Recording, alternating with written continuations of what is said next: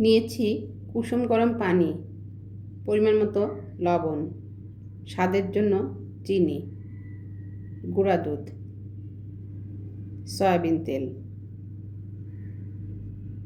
সামান্য baking powder. এ পর্যায়ে দেব সামান্য বাটার। সব উপকরণ ভালোভাবে মিশিয়ে নিয়েছি।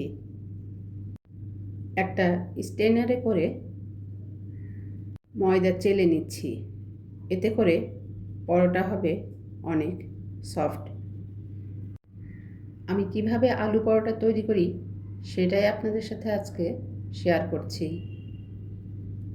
সাধারণ পরোটা তো সবসময় খাওয়া হয়, কিন্তু এই আলুর পরোটা যখন হাতে সময় থাকে তখনই করি। আটা বা ময়দাতে পোকামাকড় বা অন্য কোনো ময়লা থাকতেই পারে, তাই সবসময় চেলে নেওয়াই ভালো। এ পর্যায়ে দিয়েছি একটা ডিম।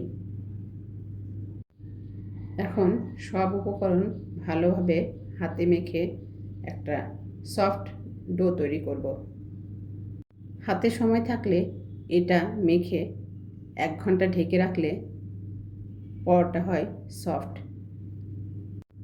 যেহেতু আলু পরোটা তৈরি করছি, এ পর্যায়ে সেদ্ধ আলুগুলো ছিলে নেব। আলুগুলো এত গরম ছিল যে এটা ছিলে নিতে আমার বেশ কষ্ট হলো।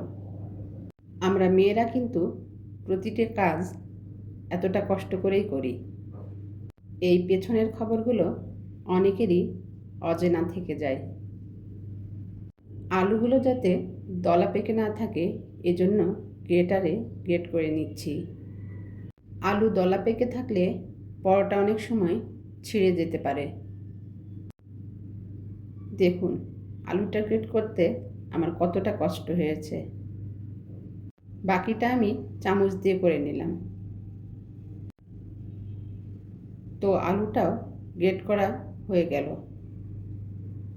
এ পর্যায়ে এটা মশলা দিয়ে ভেজে নেব। ফ্রাই প্যানে দিয়েছি সরিষার তেল, দিয়েছি একটু বেশি পরিমাণে পেঁয়াজের কুচি, ভেজে নিয়েছি। এ পর্যায়ে দিয়েছি কাঁচামরিচের ফালি, সামান্য গোটা জিরা দিয়েছি। এ পর্যায়ে দিয়েছি বাটা মশলা, সামান্য লবণ, হলুদের গুঁড়া, মরিচের গুঁড়া, জিরার গুঁড়া, সামান্য পানি দিয়ে ভালোভাবে কষিয়ে নিয়েছি।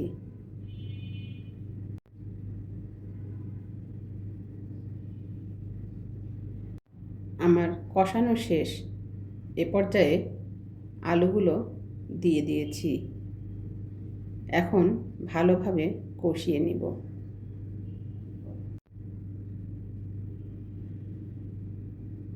এভাবে বেশ কিছুক্ষণ ভেজে নিয়েছি।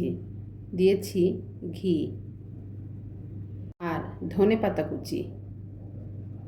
ঘি আর ধনেপাতা কুচি চুলাটা বন্ধ করে দিলে ভালো হয়, এতে করে এটার ফ্লেভারটা স্ট্রং থাকে। রেস্টে থাকা ময়দার ডোটা আমি লেচি কেটে নিচ্ছি।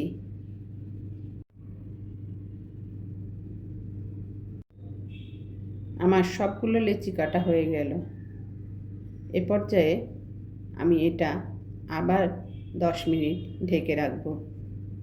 এই রেস্টে রাখার কারণে পরোটা অনেক সফট হয় আর সেটা বানানো অনেক সহজ হয়। লেচিগুলো রেস্টে না রাখলে পরোটা বেলার সময় সেটা ছোট হয়ে আসে।